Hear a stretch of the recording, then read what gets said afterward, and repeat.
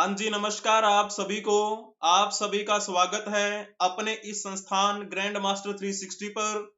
जैसे कि आपको पता है, प्रीलिम्स 2024 को ध्यान में रखते हुए हम आपके लिए टेस्ट सीरीज लाए हैं। उसी श्रृंखला के अंतर्गत ये आपका टेस्ट सीरीज का पार्ट नंबर 47 रहेगा। तो चलिए जी, आपको एक सूचना दे देते हैं। सूचना ये है कि ग्रैंड मास्टर 360 के द्वारा यूपीएससी बैच लॉन्च किया जा चुका है और ये क्लासेस जो हैं आपकी 1 मई से शुरू हो जाएंगी। कोर्स की वैलिडिटी 18 महीने की रहेगी, जिसमें आपको प्रीलिम्स, मेंस और इंटरव्यू तक की बेहतरीन तैयारी करवाई जाएगी। इसके लिए आप 100 रुपए में रजिस्ट्रेशन कर सकते हैं।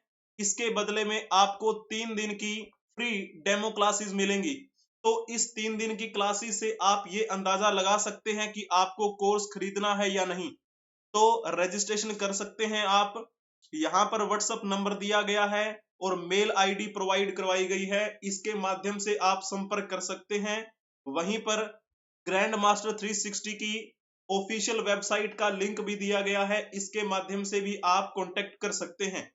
तो यूपीएससी बैच के बारे में ये जानकारी हुई। अगर आपके साथी बंधु एसएससी सीजीएल की तैयारी कर रहे हो तो उनके लिए भी खुशखबरी है। एसएससी सीजीएल बैच लॉन्च किया जा चुका है ग्रैंड मास्टर 360 के द्वारा। 1 मई से क्लासेस शुरू हो जाएंगी इसकी भी, और इसकी कोर्स की वैलिडिटी 10 महीने की रहेगी, जिसमें आपको टायर 1 टायर 2 दोनों एग्जाम्स की तैयारी बेहतरीन तरीके से करवाई जाएगी। और इसके लिए भी रजिस्ट्रेशन फीस 100 रुपए रखी गई है, जिसके बदले में आपको 3 दिन डेमो क्लासेस मिलेंगी। तो 3 दिन आप पता कर सकते हैं कि किस प्रकार से आपको यहाँ पढ़ाया जाएगा। अगर आपको अच्छा लगे तो आप ये कोर्स खरीद सकते हैं। यहाँ पर व्हाट्सएप नंबर दिया गया है और मेल आईडी प्रोवाइड करवाई गई है, तो आप संपर्क कर सकते हैं यहाँ पर। और इसी के साथ grandmaster360.com ऑफिशियल वेबसाइट का लिंक आपके सामने है, तो यहाँ से भी आप क्या है और ज्यादा जानकारी जुटा सकते हैं अपने इस संस्थान के बारे में, यानी कि ग्रैंड मास्टर 360 के बारे में। अब आप चलिए पहले क्वेश्चन की तरफ, और पहले क्वेश्चन का जवाब देने का प्रयास करेंगे। सूची 1 को सूची 2 से सुमिलित कीजिए तथा सूचियों के नीचे दिए गए कूट से सही उत्तर का चयन कीजिए। तो जल्दी से आप इसमें बताएंगे कौन सा ठीक रहेगा। जैसे आपको पता है, ये चारों के चारों जो नाम है ये किस समय के हैं, तो ये मौर्य वंश से संबंधित हैं सभी। मौर्य वंश, ठीक है। तो मौर्य वंश के संस्थापक कौन थे? चंद्रगुप्त मौर्य। और चंद्रगुप्त मौर्य को क्या बोला जाता था? इनको सेंड्रोकोटस की क्या है उपाधि दी गई, यानी कि ये इनका नाम था। यूनानी दार्शनिकों ने इन्हें सेंड्रोकोटस के नाम से पुकारा है। और ये चंद्रगुप्त मौर्य किसकी वजह से बने थे राजा? तो नाम आता है आचार्य चाणक्य का। आचार्य चाणक्य की मदद से इन्होंने नंद वंश के अंतिम राजा घनानंद को मारकर मौर्य साम्राज्य की नींव रखी थी। और ये आचार्य चाणक्य, इनका नाम क्या था? विष्णुगुप्त नाम था इनका, ठीक है। तो फिर जब बात करते हैं चंद्रगुप्त मौर्य के बाद में कौन गद्दी पर बैठा, तो इनका बेटा गद्दी पर बैठा था, बिंदुसार मौर्य। और बिंदुसार मौर्य को क्या कहा जाता था? अमित्रघात बोला जाता था। फिर जैसे हम बात करते हैं इस पूरे के पूरे मौर्य साम्राज्य के सबसे शक्तिशाली राजा की, तो नाम आता है सम्राट अशोक का। ये सम्राट अशोक चंद्रगुप्त मौर्य के पौत्र थे और बिंदुसार मौर्य के बेटे थे। इनको पियदसी कहा गया। तो जैसे हम बात करते हैं इसमें से कौन सा ऑप्शन आपका ठीक रहेगा, तो यहां पर आपको लिखना है A2, B3, C1, D4, यानी जिन्होंने बी ऑप्शन टिक किया होगा उनका बिल्कुल ठीक रहेगा। आचार्य चाणक्य की जब बात करते हैं, ये खुद एक अच्छे राइटर भी थे। और जैसे हम बात करते हैं इनके द्वारा कौन सी रचना लिखी गई है, तो अर्थशास्त्र।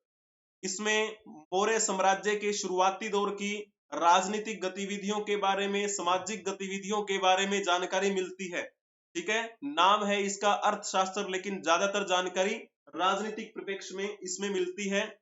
आचार्य चाणक्य के द्वारा लिखा गया था ये, ठीक है। तो इस प्रकार आपको बातें ध्यान में रखनी है। ये मौर्य वंश के राजा हुए कुछ, और ये आचार्य चाणक्य मौर्य वंश के संस्थापक चंद्रगुप्त मौर्य के गुरु हुए। फिर जब हम इस मौर्य साम्राज्य के अंतिम राजा की बात करते हैं तो नाम आता है बृहद्रथ मौर्य। बृहद्रथ मौर्य जब गद्दी पर बैठे हुए थे, इन्होंने भी क्या कर लिया था, बुद्धिज्म को अपना लिया था। और बृहद्रथ मौर्य के यहाँ पर सेनापति हुआ करते थे।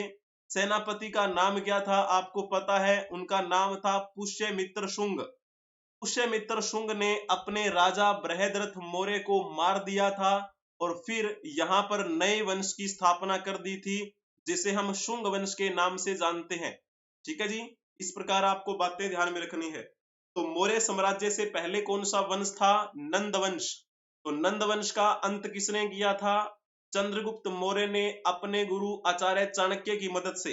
फिर मौर्य वंश सत्ता में आया और मौर्य वंश के बाद में यहाँ पर शुंग वंश सत्ता में आया। तो ये पॉइंट आपका कवर हुआ। अब हम चलते हैं नेक्स्ट क्वेश्चन की ओर। सी राजगोपालाचारी ने निम्नलिखित में से किस राज्य में नमक सत्याग्रह का नेतृत्व किया था। तो जल्दी से आप बताने का प्रयास करेंगे कौन सा ऑप्शन इसमें से ठीक रहेगा। तो जिन्होंने लिखा होगा ना तमिलनाडु, उनका बिल्कुल ठीक रहेगा। पहले हम चलते हैं गुजरात में। तो कहानी आपको गुजरात से समझने का प्रयास करना है। महात्मा गांधी गुजरात में थे उस समय। तो महात्मा गांधी ने गुजरात में एक यात्रा शुरू की थी। वो चले थे 12 मार्च 1930 को साबरमती आश्रम से। साबरमती आश्रम से वो चले और उनको कहां पहुंचना था, उनको पहुंचना था दांडी। दांडी एक जगह का नाम है, इनकी फाइनल डेस्टिनेशन दांडी ही था, इसी वजह से इनकी यात्रा को दांडी मार्च कहा जाता है। तो महात्मा गांधी 12 मार्च को चले और 6 अप्रैल को दांडी पहुंचकर वहां पर उन्होंने नमक बनाया और अंग्रेजों के द्वारा जो 1882 में नमक अधिनियम लगाया हुआ था उसे क्या है, तोड़ना और उसका विरोध किया गया। और महात्मा गांधी की ये दांडी जो मार्च है वो सफल रही। जिस दिन इन्होंने ये नमक बनाया उसी दिन से क्या हो गया, उसी दिन से आप कहेंगे कि सविनय अवज्ञा आंदोलन की शुरुआत हो गई। सविनय अवज्ञा आंदोलन, अगर बात करें सविनय अवज्ञा आंदोलन का मतलब क्या होता है, तो इसका आप संधि विच्छेद करके देखेंगे। स प्लस में विनय, स यानी सहित, विनय यानी विनम्रता, यानी कि विनम्रता के साथ हम अंग्रेजों की आज्ञा का क्या करेंगे, हम मानेंगे नहीं, अंग्रेजों की आज्ञा की अवहेलना करेंगे। तो ये पॉइंट हो गया। फिर क्या हुआ था, महात्मा गांधी के नेतृत्व में जैसे ही ये सविनय अवज्ञा आंदोलन शुरू हुआ, उसी प्रकार पूरे भारत में सविनय अवज्ञा आंदोलन में लोग जुड़ने लगे थे और इसी का प्रभाव तमिलनाडु में भी देखा गया। तमिलनाडु में देखा गया और वहां पर तमिलनाडु में मुख्य रूप से कौन थे, तो नाम आता है सी राजगोपालाचारी का। तो सी राजगोपालाचारी ने महात्मा गांधी की दांडी मार्च से प्रभावित होकर तमिलनाडु में भी यात्रा शुरू कर दी 1 अप्रैल के, मतलब 1 हफ्ते के भीतर भीतर। और तारीख थी वो 13 अप्रैल 1930। 13 अप्रैल 1930 को सी राजगोपालाचारी ने तिरुचि से चलना शुरू किया और वो लगभग 28 अप्रैल 1930 को पहुंच गए थे वेदारण्यम। वेदारण्यम उनकी फाइनल डेस्टिनेशन वेदारण्यम थी। इसी वजह से आप कह सकते हैं उनकी यात्रा कौन सी है, वेदारण्यम मार्च। महात्मा गांधी की यात्रा दांडी मार्च, उन्होंने कौन सी यात्रा शुरू की थी, वेदारण्यम मार्च। तो ठीक है, इस प्रकार से आपको ये बातें ध्यान में रखनी है। सी राजगोपालाचारी के नेतृत्व में तमिलनाडु में इस नमक सत्याग्रह का नेतृत्व किया गया था। तो ठीक है, तो जब पूरे भारत में क्या किया गया, इस सविनय अवज्ञा आंदोलन का प्रचार प्रसार देखने को मिला, तो अंग्रेजों ने क्या किया था, महात्मा गांधी और उनके अनुयायियों को पकड़ लिया था। मई के आसपास में इनको जेल में डाल दिया गया, महात्मा गांधी को। और फिर पूरे साल महात्मा गांधी जेल में रहे थे। 1931 के जनवरी में उनको छोड़ा गया था। इतने में आपको पता है प्रथम गोलमेज सम्मेलन तो निकल चुका था। इसी वजह से महात्मा गांधी मुख्य कद्दावर नेता थे कांग्रेस के, तो महात्मा गांधी ही जेल में थे, तो प्रथम गोलमेज सम्मेलन में कांग्रेस ने हिस्सा नहीं लिया था। तो यही कारण था, ठीक है ना। इस प्रकार आपको ये बिंदु ध्यान में रखना है। और सी राजगोपालाचारी और महात्मा गांधी आपस में संबंधी थे, आपको इसमें पता भी होगा, है ना। तो जैसे हम बात करते हैं सी राजगोपालाचारी और महात्मा गांधी, ये आपस में संबंधी थे। किस मायने में, तो सी राजगोपालाचारी की एक बिटिया हुआ करती थी जिनका नाम था लक्ष्मी, बेटी लक्ष्मी। और महात्मा गांधी के एक बेटा था जिनका नाम था देवदास गांधी। तो देवदास गांधी और सी राजगोपालाचारी की बेटी लक्ष्मी की आपस में शादी हुई थी, ठीक है ना, विवाह हुआ था, इसी वजह से ये संबंधी थे आपस में। फिर जब हम सी राजगोपालाचारी के बारे में बात करते हैं तो ये स्वतंत्र भारत के दूसरे गवर्नर जनरल बने, दूसरे गवर्नर जनरल। हमें 15 अगस्त 1947 को अंग्रेजों से आजादी मिल गई थी। आजादी के बाद भी यहाँ पर गवर्नर जनरल बनकर कौन रहा था, तो नाम आता है माउंटबेटन का। फिर दूसरे नंबर के बने थे ये सी राजगोपालाचारी। लेकिन जब ये पूछ लिया जाए कि स्वतंत्र भारत के पहले भारतीय गवर्नर जनरल, तो फिर किसका नाम आएगा, तो फिर नाम आएगा सी राजगोपालाचारी का। ठीक है, दोनों में से कोई भी पॉइंट लिखा आ जाए तो सी राजगोपालाचारी का नाम आपको लिख देना है। अब आप नेक्स्ट क्वेश्चन के बारे में बताने का प्रयास करेंगे। मौर्य काल में भूमि कर, जो कि राज्य की आय का प्रमुख स्रोत था, किस अधिकारी द्वारा एकत्रित किया जाता था? ये बताइएगा कौन सा ऑप्शन आपका ठीक रहेगा, जल्दी से बताने का प्रयास करेंगे। जिन्होंने इसमें लिखा होगा ना ऑप्शन सी, उनका बिल्कुल ठीक रहेगा। मौर्य काल में सीता अध्यक्ष कृषि भूमि का अध्यक्ष हुआ करता था, कृषि भूमि का अध्यक्ष। यानी कि अगर जितनी पैदावार होगी उसका कितना प्रतिशत हमें आय के रूप में लाना है हमारे इस कोषागार के लिए, तो उस सब की बातें जो ध्यान में रखी जाती थी वो सीता अध्यक्ष के द्वारा ध्यान में रखी जाती थी, ठीक है ना।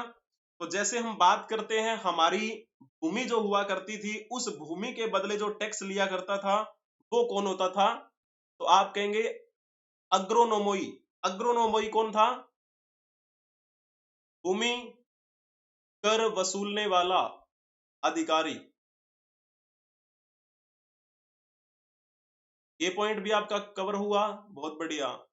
फिर जैसे हम बात करते हैं शुल्काध्यक्ष की, तो ये शुल्काध्यक्ष क्या था? नाम से ही पता चल रहा है शुल्क लेने वाला, यानी कि ऐसा कोई व्यक्ति जिसको अधिकारी बनाया गया हो। तो आपको पता है विभिन्न प्रकार के व्यापार हुआ करते थे, तो व्यापार हेतु टैक्स वसूली करने वाला अधिकारी।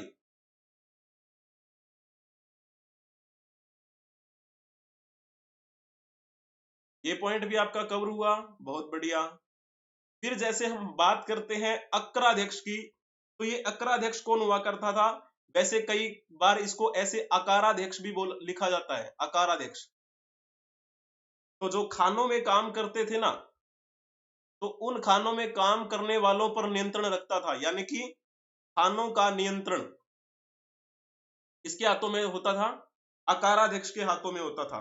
लेकिन हमें क्या पूछा गया है, राज्य की आय का जो मुख्य स्रोत था भूमि कर, तो वो कौन मतलब अधिकारी एकत्रित करता था, तो शीताध्यक्ष का नाम आप लिख देना, ठीक है जी। इस प्रकार आपको बिंदु ध्यान में रखना है। चलिए जी, बहुत बढ़िया। फिर हम चलते हैं नेक्स्ट क्वेश्चन की ओर। नेक्स्ट क्वेश्चन बताइएगा, दिल्ली की राजगद्दी पर अफगान शासकों के शासन का निम्नलिखित में से कौन सा एक सही कालानुक्रम है? जल्दी से इसमें बताने का प्रयास करेंगे आप सभी। बहलोल लोधी, सिकंदर लोधी, इब्राहिम लोधी। जिन्होंने लिखा होगा ना सी पॉइंट, उनका बिल्कुल ठीक रहेगा। जब हम इस लोधी वंश की बात करते हैं तो ये लोधी वंश दिल्ली सल्तनत का अंतिम वंश था, और इसका टाइम पीरियड कब से कब तक रहा? 1451 से लेकर 1526 तक रहा। और इस लोधी वंश के संस्थापक कौन थे? तो नाम आता है बहलोल लोधी का, बहलोल लोधी। बहलोल लोधी के बारे में कहा जाता है कि ये अफगान मूल का था, और सैयद वंश इससे पहले हुआ करता था। लोधी वंश से पहला वंश कौन था? तो नाम आता है सैयद वंश। तो सैयद वंश के अंतिम शासक आलम शाह ने बहलोल लोधी को अपने मतलब स्वेच्छा से ही गद्दी त्याग कर दे दी थी। फिर बहलोल लोधी गद्दी पर बैठ गए, और बहलोल लोधी का टाइम पीरियड कब से कब तक रहा? 1451 से लेकर 1489 तक रहा। दिल्ली सल्तनत के सबसे लंबे कार्यकाल में नाम आता है बहलोल लोदी का। पश्तून परिवार में जन्मा था ये बहलोल लोदी। कहा जाता है कि बहलोल लोदी जब गद्दी पर बैठा तो इसने बहलोल शाह गाजी की उपाधि धारण कर ली। बहलोल शाह गाजी की उपाधि, ठीक है। और कहा जाता है कि इसने एक सुनार की बेटी से शादी की थी। उसी सुनार की बेटी की कोख से पैदा हुआ था सिकंदर लोदी। और बाद में फिर कौन बैठा गद्दी पर? सिकंदर लोदी। इसका वैसे मूल नाम तो था निजाम खां। सिकंदर लोदी ये कब से कब तक रहा? 1489 से लेकर 1517 तक गद्दी पर बैठा। लेकिन जब हम इसके टाइम की बात करते हैं तो इसने क्या करवाया था? इसने एक भूमि पैमाना बनाया, जैसे उसे बोलते हैं ना गज ए सिकंदरी, भूमि मापन के लिए गज ए सिकंदरी का प्रचलन शुरू, भूमि मापन के लिए, ठीक है। और सिकंदर लोदी का वैसे नाम क्या था? निजाम खां। लेकिन जब ये गद्दी पर बैठा था तो इसने किस नाम से गद्दी पर बैठा? सिकंदर शाह लोदी के नाम से। और फिर इसने 1503 में क्या बसाया था? आगरा शहर बसाया था। यानी कि इससे पहले आगरा का कोई भी नामो निशान नहीं था, तो पहली बार आगरा को बसाया 1503 में सिकंदर लोदी ने। और फिर इस आगरा को 1506 में अपनी राजधानी भी बनाया। यानी कि दिल्ली से आगरा राजधानी स्थानांतरित कर ली थी इसने, सिकंदर लोधी ने, ठीक है। इस प्रकार बिंदु आपको ध्यान में रखना है। हालांकि जैसे मैंने आपको बताया था, ये एक हिंदू मां की कोख से पैदा हुआ था, लेकिन इसने क्या किया था? इसने एक हिंदू मंदिर हुआ करता था जिसे हम कहते हैं ज्वालामुखी मंदिर। उस ज्वालामुखी मंदिर की मूर्ति को तोड़ दिया था और मूर्ति को कसाईयों को दे दिया था ताकि वो मांस तोल सके, ठीक है। मूर्ति तोड़ी और कसाईयों को दे दी मांस तोलने के लिए। इस प्रकार आपको ये कुछ पॉइंट है जो ध्यान में रखने हैं इनसे संबंधित। फिर है, कहा जाता है कि मुस्लिम समुदाय में ऐसी परंपरा हुआ करती थी कि मुस्लिम समुदाय की जो महिलाएं हैं वो पीरों और संतों की मजारों पर जाया करती थी। तो उन महिलाओं को पीरों की और संतों की मजार पर जाने से भी प्रतिबंधित कर दिया था इस व्यक्ति ने। और एक बात ये आती है कि सिकंदर लोधी ने कई बार आक्रमण किया था ग्वालियर के किले पर वर्सेस मान सिंह। तो सिकंदर लोधी ने लगभग 5 बार आक्रमण किया, लेकिन 5 बार हारा था ये सिकंदर लोधी, ठीक है। और मान सिंह जो थे, मान सिंह ग्वालियर के किले में ही थे, तो वहां पर इनका शासन था। तो उस समय मान सिंह ने इनको 5 बार हराया था। करते करते 1517 में सिकंदर लोधी की मृत्यु हो गई। और फिर सिकंदर लोधी का बेटा गद्दी पर बैठा था जिसे हम बोलते हैं इब्राहिम लोधी। इब्राहिम लोधी 1517 से लेकर 1526 तक गद्दी पर रहा।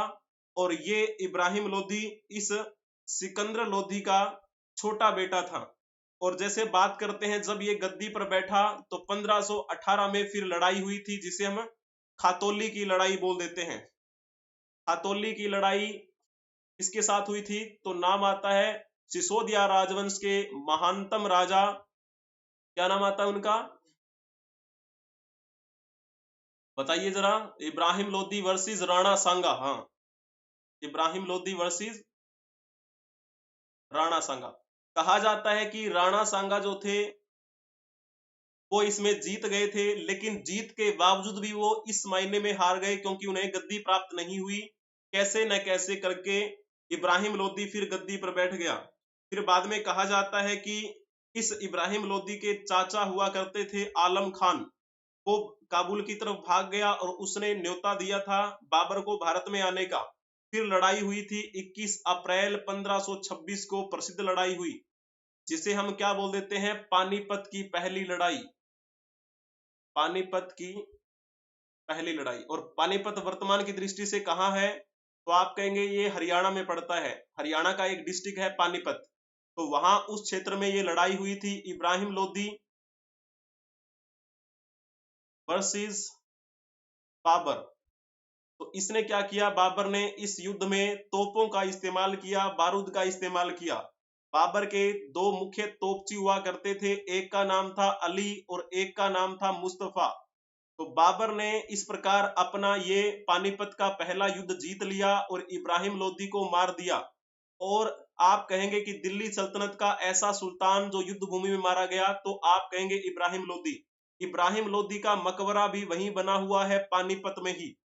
ठीक है, तो बाबर ने फिर यहाँ पर क्या कर दिया, बाबर ने यहाँ पर मुगल राजवंश की स्थापना कर दी, मुगल राजवंश की स्थापना कर दी। और फिर बाबर का टाइम पीरियड कब से कब तक रहा, तो बाबर 1526 से लेकर 1530 तक रहा था। 1530 में बाबर की मृत्यु हो गई थी।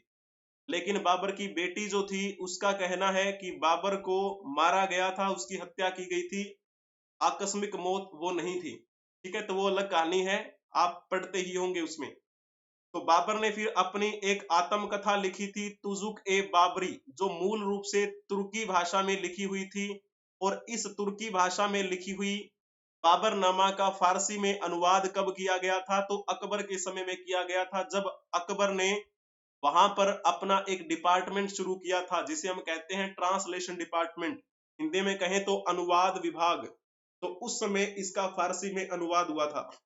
तो इस प्रकार ये कहानी थी। जिन्होंने इसमें ऑप्शन टिक किया होगा, सी ऑप्शन, बहलोल लोदी, सिकंदर लोदी, इब्राहिम लोदी, उनका बिल्कुल ठीक रहेगा।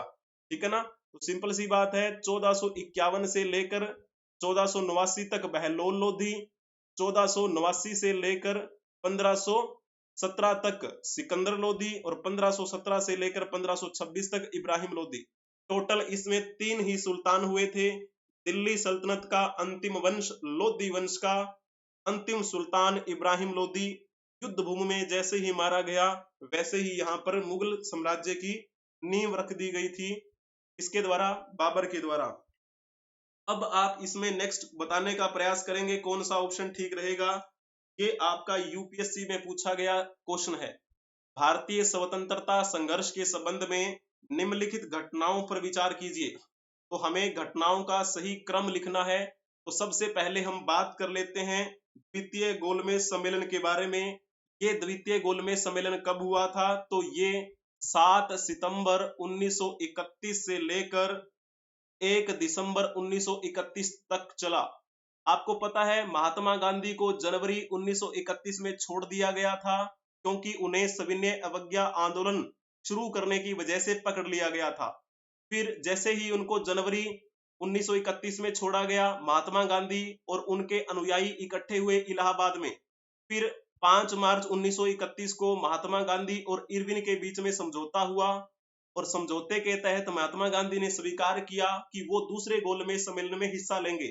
फिर जब दूसरा गोलमेज सम्मेलन हुआ, तो उसमें महात्मा गांधी कांग्रेस के प्रतिनिधि के रूप में गए थे, यानी कि द्वितीय गोलमेज सम्मेलन में कांग्रेस ने हिस्सा लिया था, आप ये कह सकते हैं। फिर महात्मा गांधी ने इस गांधी इरविन समझौते के तहत सविनय अवज्ञा आंदोलन को एक बार स्थगित भी कर दिया था, लेकिन इनको क्या है, निराशा ही हाथ लगी। तो द्वितीय गोलमेज सम्मेलन में कांग्रेस ने हिस्सा लिया था, लेकिन फिर तीसरा गोलमेज सम्मेलन जो था ना, उसमें कांग्रेस ने हिस्सा नहीं लिया। तो क्यों, ऐसा क्या कारण रहा कि द्वितीय गोलमेज सम्मेलन में महात्मा गांधी को निराशा हाथ लगी? तो इस सम्मेलन में महात्मा गांधी जैसे कांग्रेस प्रतिनिधि के रूप में शामिल हुए। इस सम्मेलन का मुख्य मकसद ये रहा कि ब्रिटिश शासन के तहत देश के भविष्य पर चर्चा करने के लिए भारत के जो अलग अलग राजनीतिक गुट बंटे हुए थे, उनके बीच में एक समरसता लाना, उनको एक साथ लाना। लेकिन यह सम्मेलन सांप्रदायिक समस्या पर विवाद के कारण असफल रहा। तो इसी प्रकार फिर क्या है, ये असफल हो गया। महात्मा गांधी ने फिर अगले साल हो रहे तीसरे गोलमेज सम्मेलन में भी हिस्सा नहीं लिया। तो ये 1931 की बात है। फिर जैसे हम बात करते हैं रॉयल इंडियन नेवी गदर के बारे में, तो इसे हम क्या बोल देते हैं, इसे हम रॉयल इंडियन नेवी विद्रोह के नाम से भी जानते हैं। और ये कब की बात है, तो ये 1946 की बात है। बात है ये ठंड के महीनों की। 18 फरवरी 1946 को बॉम्बे बंदरगाह पर रॉयल इंडियन नेवी के भारतीय नाविकों द्वारा की गई पूर्ण हड़ताल, और उसके बाद से ये विद्रोह शुरू हुआ। और वैसे जब देखा जाए, ये जो हड़ताल शुरू हुई थी, तो सबसे पहले किसके द्वारा शुरू की गई थी, HMIS तलवार के जहाज के करीब लगभग 1100 भारतीय नाविकों ने इसकी शुरुआत की थी हड़ताल की। फिर ये एक बड़े विद्रोह में तब्दील हो गया, हालांकि सफल नहीं हो पाए थे। ये एक असफल विद्रोह रहा जिसमें ब्रिटिश सरकार के खिलाफ भारतीय नौसैनिक भी जुड़े, भारतीय थल सेना के जो सैनिक थे वो भी जुड़े, पुलिस कर्मी, भारतीय नागरिक सब इसमें क्या है शामिल हो गए थे बाद में।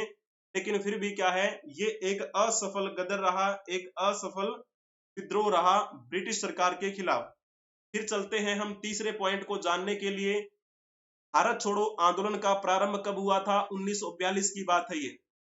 दिन था 7 अगस्त 1942 का।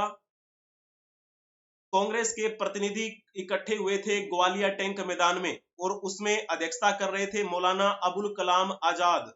तो फिर मौलाना अबुल कलाम आजाद की अध्यक्षता में हो रहे इस सम्मेलन में अगले दिन 8 अगस्त 1942 को महात्मा गांधी ने प्रस्ताव पेश किया कि हम अंग्रेजों के सामने एक आंदोलन शुरू करेंगे जिसका नाम रहेगा भारत छोड़ो आंदोलन।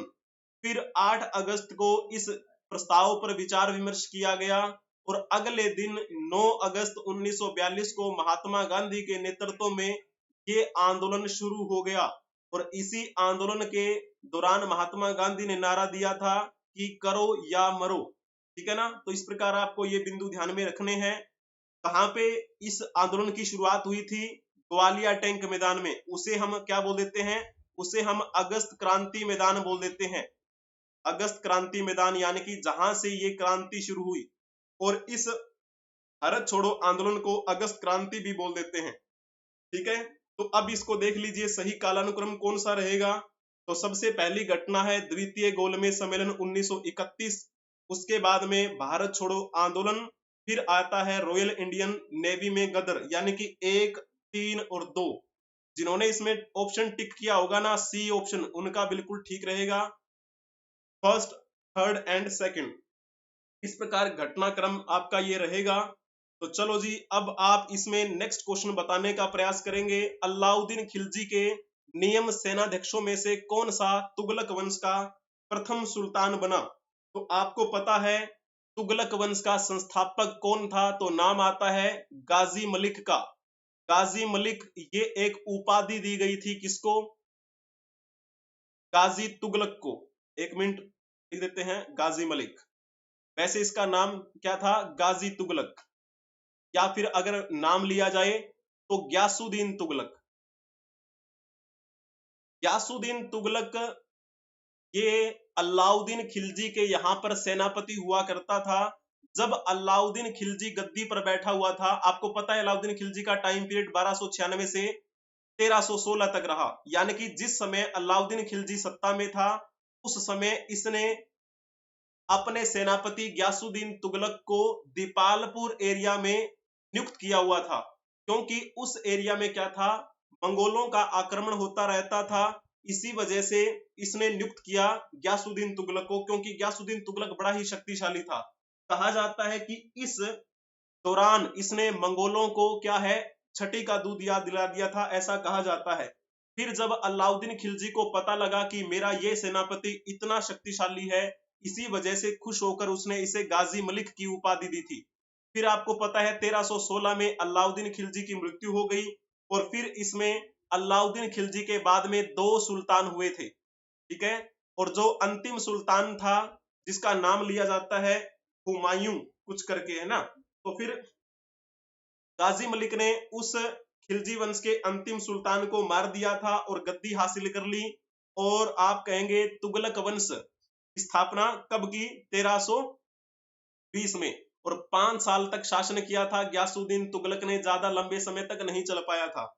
तो बाद में कहा जाता है कि एक बार ये पंजाब जो अपना बंगाल और बिहार का एरिया पड़ता है ना, वहां पर जीत हासिल करके वापस दिल्ली की तरफ लौट रहा था।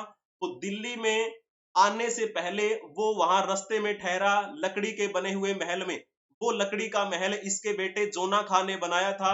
वही जोना खां जो बड़ा होकर मोहम्मद बिन तुगलक के नाम से जाना गया। तो मोहम्मद बिन तुगलक ने वो लकड़ी का महल बनाया था। अचानक वहां पर हाथियों ने आक्रमण कर दिया और मलबे के नीचे दबकर ग्यासुद्दीन तुगलक की मृत्यु हो गई थी 1325 में। फिर 1325 में गद्दी पर बैठा मोहम्मद बिन तुगलक और 1351 तक रहा। इसके पीछे कारण बताया जाता है कि हो सकता है मोहम्मद बिन तुगलक ने यानी कि इसके बेटे जोना खां ने गद्दी हासिल करने के लिए अपने पिता गयासुद्दीन तुगलक को मार दिया हो। इस गयासुद्दीन तुगलक ने अपने बेटे को एक उपाधि दी थी उलूग खां की। उलूग खां की उपाधि मोहम्मद बिन तुगलक को किसने दी? गयासुद्दीन तुगलक ने, यानी कि इसके पिता ने। और वैसे मोहम्मद बिन तुगलक का नाम क्या था? तो जोना खां नाम था, ठीक है ना, जोना खां। और जैसे बात करते हैं मोहम्मद बिन तुगलक के बाद में गद्दी पर कौन बैठा था, तो नाम आता है फिरोज शाह तुगलक का। फिरोज शाह तुगलक के बारे में कहा जाता है कि इसने कई शहर बसाए थे, उनमें से एक नाम आता है जौनपुर का। ये जौनपुर शहर इसने अपने चचेरे भाई मोहम्मद बिन तुगलक यानी जोना खां के नाम पर बसाया था। फिरोज शाह तुगलक का टाइम पीरियड 1351 से 1387 के आसपास तक रहा, 1387 या 88 के आसपास तक, ठीक है। तो इस प्रकार ये कहानी है, हमें ध्यान में रखनी है। अब आप ये जो क्वेश्चन है इसके बारे में बताने का प्रयास करेंगे, निम्नलिखित में से किस वर्ष ब्रिटिश संसद द्वारा भारतीय स्वतंत्रता अधिनियम पारित किया गया था? तो ये बात है लगभग 1947 की। टाइम की बात की जाए तो 5 जुलाई 1947 को ब्रिटिश संसद ने ये प्रस्ताव पारित कर दिया था। और फिर 18 जुलाई 1947 को तत्कालीन ब्रिटिश सम्राट जॉर्ज 6 से इसे क्या मिली थी? शाही स्वीकृति मिल गई थी। इसी स्वतंत्रता अधिनियम के तहत अगले महीने में यानी कि 15 अगस्त 1947 को अंग्रेजों से हमें आजादी मिली।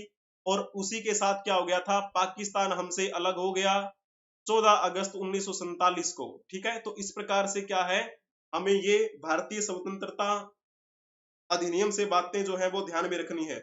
और इस अधिनियम के तहत क्या हुआ था? वैसे 3 भाग कर दिए गए थे हमारे भारत के। तो एक तो हमारा भारत ही रहा, और एक क्या कर दिया गया? पूर्वी पाकिस्तान कर दिया गया, और एक कर दिया गया पश्चिमी पाकिस्तान। पश्चिमी पाकिस्तान जो वर्तमान में पाकिस्तान के नाम से कहलाया जाता है, पाकिस्तान। और जो हम पूर्वी पाकिस्तान की बात करते हैं ये वर्तमान में बांग्लादेश का रूप ले चुका। और भारत हमारा प्यारा भारत है ही। तो इस प्रकार से भारत से ही इन 2 देशों का जन्म हुआ। तो ये क्वेश्चन आप करके लेके आएंगे, ठीक है। यहाँ पर आप देख लीजिए। इसी के साथ आपको यहाँ पर एक सूचना दे देते हैं, ग्रैंड मास्टर 360 के द्वारा यूपीएससी बैच लॉन्च किया जा चुका है। और 18 महीने का ये कोर्स रहेगा। क्लासेस आपकी 1 मई 2024 से शुरू हो जाएंगी। इसके लिए आप रजिस्ट्रेशन कर सकते हैं, 100 रुपए रजिस्ट्रेशन फीस रहेगी। इसके बदले में आपको 3 दिन डेमो क्लासेस मिलेंगी। प्रीलिम्स, मेंस और इंटरव्यू तक की बेहतरीन तैयारी आपको यहाँ पर करवाई जाएगी। और यहाँ पर क्या है, व्हाट्सएप नंबर दिया गया है, इस नंबर पे आप संपर्क कर सकते हैं। और ग्रैंड मास्टर 360 की मेल आईडी भी दी गई है, इस मेल आईडी के माध्यम से भी आप संपर्क कर सकते हैं बेझिझक। और साथ में वेबसाइट का लिंक भी दिया गया है। For more information you can go through this link. Thank you so much. हम मिलेंगे नेक्स्ट क्लास में, तब तक के लिए आप हंसते रहें, मुस्कुराते रहें, पढ़ते रहें। जय हिंद, जय भारत।